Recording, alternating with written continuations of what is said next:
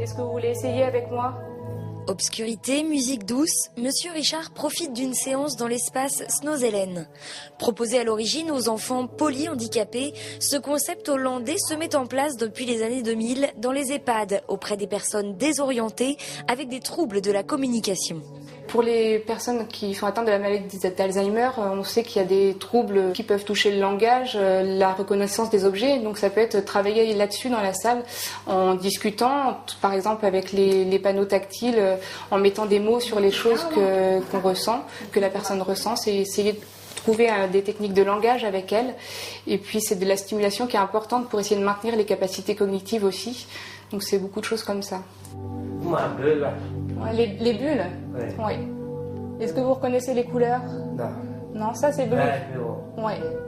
Pendant une vingtaine de minutes, en tête-à-tête avec le soignant, le résident écoute, observe. Une thérapie non médicamenteuse, uniquement basée sur la détente et la stimulation. Il y a des lumières, de la musique aussi, très important. Il y a toujours de la musique pour remplir la salle.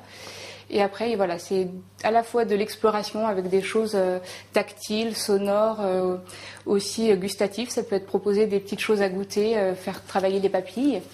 Et puis, c'est toutes les lumières qui donnent l'ambiance cocooning et détente. Est-ce que c'est doux? Est-ce que ça gratte? Encore peu répandu sur le territoire vendéen, l'équipement Snozelen attire pourtant de plus en plus de structures comme celle-ci.